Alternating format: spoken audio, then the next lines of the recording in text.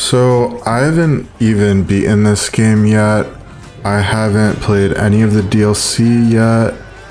And there's a lot of game left for me here. I think a lot of game. I don't know. I might be really close to beating it or something. But I still just wanted to make a video about it because I want to review it. And I know that's bad for a review. But if my opinion changes in the future, if I discover like I actually hate this game or something, then I'll come out with another video detailing why. Final Fantasy 15. This game is really good. I love this game. It's not a complete game by any means, meaning that they just sort of released this game before it was finished. And that's very obvious if you play this game. It's very buggy and it's not very polished. Here's some footage of me recording the game and showing how broken it was. This isn't every bug in this game. This is just what I recorded, meaning that I saw lots of other broken stuff and I just wasn't recording my screen at the time. There is a lot here. This game is not very polished. But this is a big scale game and it's hard to reach like Nintendo's level of polish in games, I guess. Sorry, dude. Please don't hurt me. You're the best, Noct! So I enter the diner to see this shopkeeper person. They're called tipsters in the game. And they give you these bounties, they give you these side quests to hunt these monsters, but as you can see, he's not here right now. Okay, here he is. And this is just like, this is the inventory menu and it's just like spazzing out for some reason. It usually isn't like this, but just this one time I opened the menu, the clothes are just spazzing out for some reason. I don't really know why. So this isn't actually a bug, I just wanted to show this off, right? So the Imperials come, and I made another video about this, like a little clip, where you switch to your lightning magic and you just kill all of the Imperial soldiers at once. But what is, holy shit, this chocobo got burnt. So another thing here, I don't know if you realize, is that Prompto is humming the Final Fantasy victory theme, and I love it. I think this is awesome. This is what Barrett also does in the Final Fantasy VII remake. And if this is what they want to do from now on, is like instead of like playing that theme, they just have one of the characters humming it after a battle. I think that's awesome. I love it.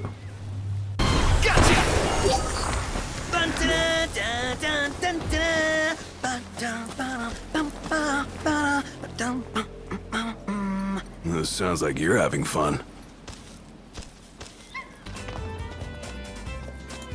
Just the terrain around the world, like, not the terrain, but the grass.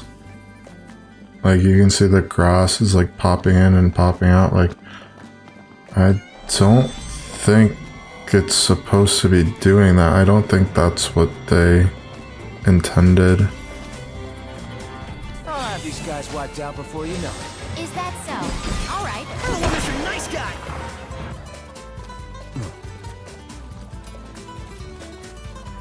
So, you're the new recruits they sent over for special training. Nice cover, runaway prince. Alright, so I choose remain silent. Why is his mouth moving? That's not how you remain silent. They just took the response that he made and cut out the sound. Alright, so this thing right here. I think they call these like fire energy deposits. They give you these different magical, elemental, so you can use magic, basically. But I don't think this is supposed to be floating. Like, you just saw the fire one. The fire one's in the ground. Every other one in the game is in the ground. But this one's floating for some reason. So they added this extra mission to the game. It's called Close Encounter of the Terra Kind. Apparently they added it to the game after it came out. I played it when I played the game for the first time. This mission was just in the game. But it's supposed to like promote this other game, like this other mobile game called like Terra Wars. It's some game that came out for mobile devices. But as you can see, like throughout the entire mission, it's like an hour long or something like that.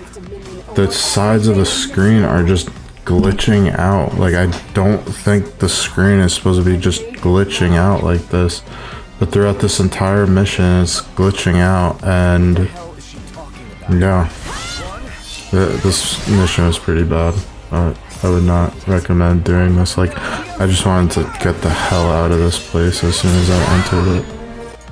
Okay, so that's enough about bugs. Let's stop talking about bugs now. Let's get into the actual game, talk about the game a little bit. As you can see, like, this game looks really good.